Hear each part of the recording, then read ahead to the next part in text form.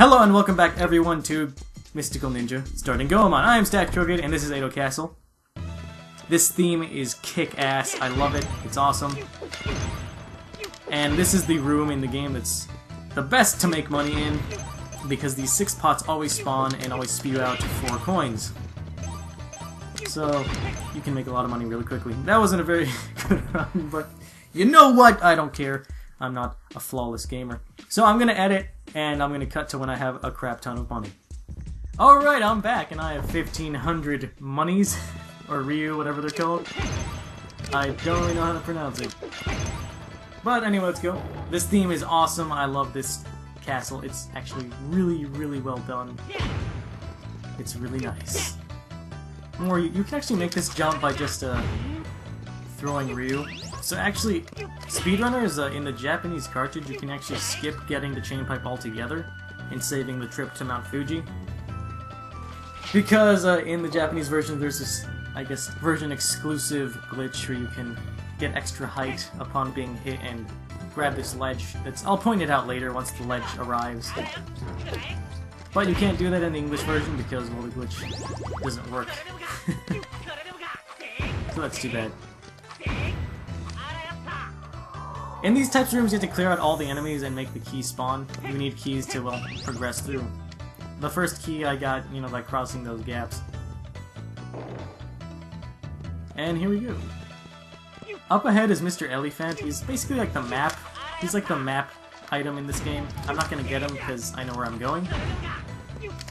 There's also like the equivalent of the compass in Legend of Zelda in these dungeons. He's like Mr. Arrow. See how this is? Hey, my first heart game. There it was. See how, like I said, this is kind of like a mashup of Super Mario 64 and the Zelda games at the time, because the platforming is akin to Super Mario, without, I guess, these triple hops and long jumps and things like that. But it is a platforming game with, I guess, these Zelda elements. I like it a lot. It's fun. You just have to kill a certain amount of those floorboards because for some reason they correspond to the key. Let's go right first.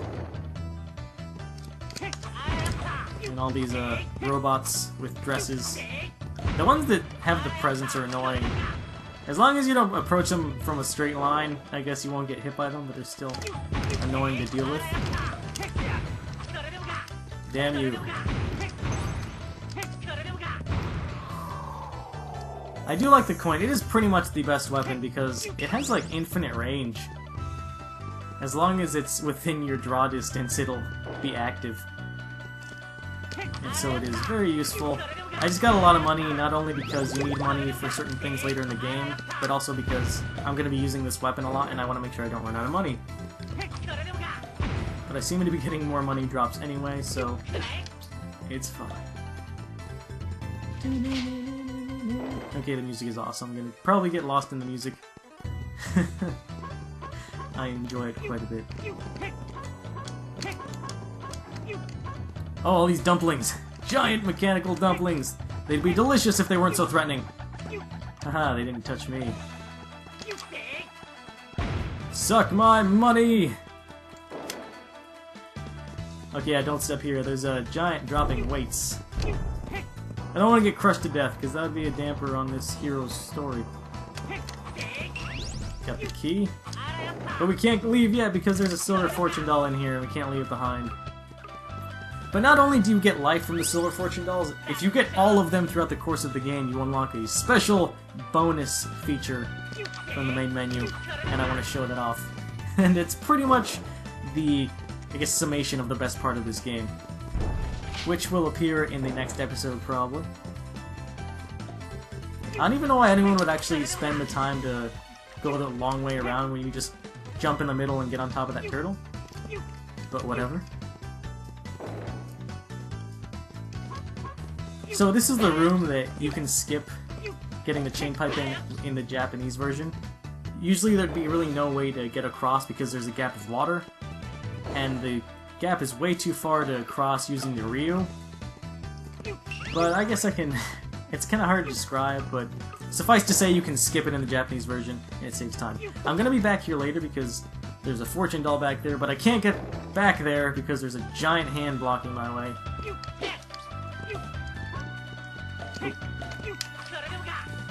Let's keep going. There is I guess a significant amount of backtracking in this game. And it's annoying that I don't have fast travel because it's not implemented yet. So everything has to be done on foot. And that's Mr. Arrow. I'm not going to pick him up because he's the compass. And...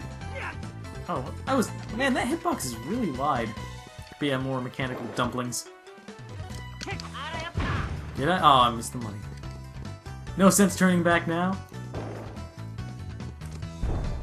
Hopefully I can one-cycle this. Yeah, I did it. That's fun to do. Ooh, and here we're introduced to a new character. And the music will change. This guy is, he's something. He's probably where Skrillex got his inspiration for his hairstyle.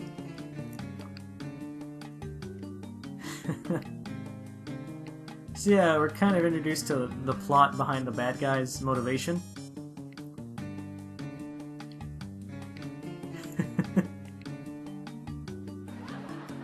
Also, I like how there's a laugh track. It's just... this game doesn't take itself seriously, and that's a lot of the comedy in it. It's just quirky and hilarious, and I love it. The music cuts out, though, which is, like, here it's probably as ominous as it'll get, given that it's pretty comedic. So this is the first boss! A giant face. It's, I don't know, not too menacing. The King Robot. This is the King Robot? Really, this is all robots have to offer? Okay. So you have to attack his obvious weak point. He actually can't hit you with his flamethrower if you're right below him, so it's kind of like the most useless attack of all time. Gonna follow him.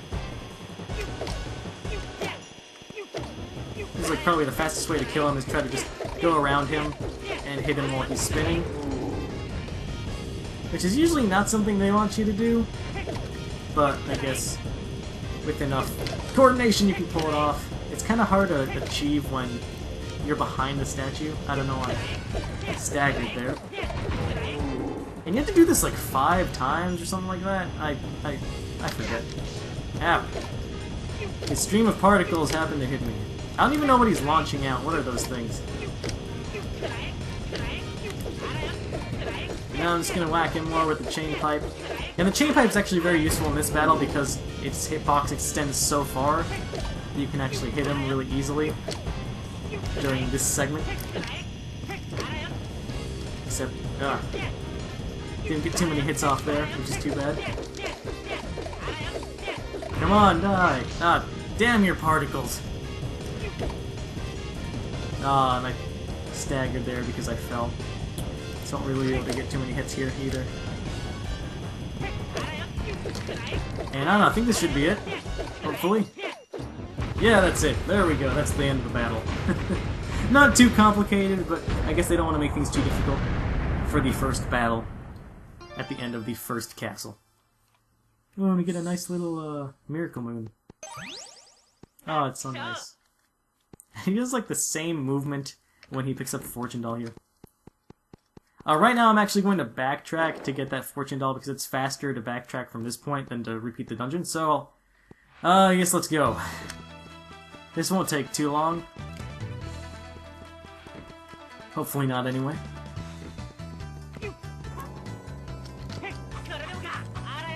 Where is the door? There it is.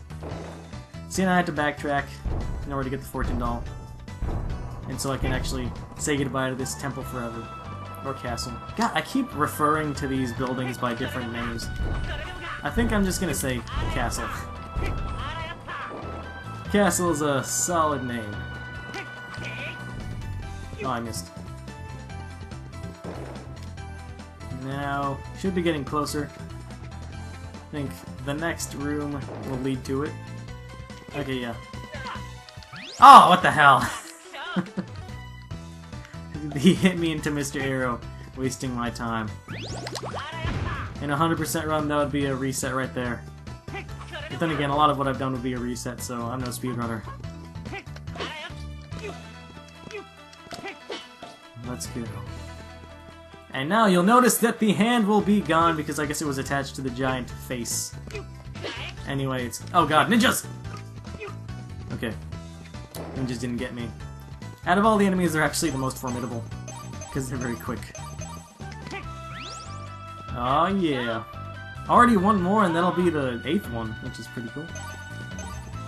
And more money. I'm not sure what character that was in the shape-in, but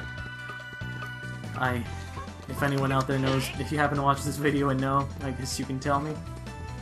Oh, what the frickin' ninjas! Ninjas, man, come on! I assume that would have been out of his range of attack, but apparently his attacks will chase me to the end of the room. And he's pretty accurate. Oh, damn it, I fell. Get out of my way! I'm gonna take these golden dumplings, because they are delicious. And you know what? I'm actually gonna... I don't even know what I'm doing this. I'm gonna cut back to the main room. Okay, see you there. Alright, and when I said main room, I meant boss room. I'm back here. Now we can progress through the door that was unlocked. And the Lord and the Princess will be here. And we'll talk to them. They have a very nice theme. So we're asking what the hell happened here, and they're gonna, I guess, give us their vague notion of what went on. The peach beam.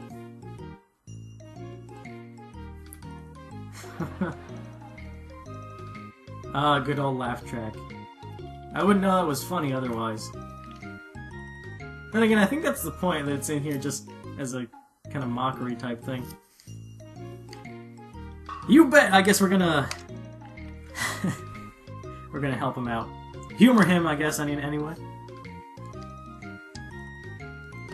And he's also gonna give us an item that we need to progress. He's gonna give us the Gate Pass, which is gonna allow us to venture through the rest of the game. The Super Pass! Yay, only he's counting on us. Japan, none of the rest of Japan cares. And I don't need to save right here because I'm going to be warped out of the castle, and there's a save thing right here anyway. But you know what, that's the end of the episode. The next episode introduces probably the best part of this entire game, so please stay tuned for that. I've been Stack Crooked, and this is the end of this episode. And please join me for the next one. See you next time.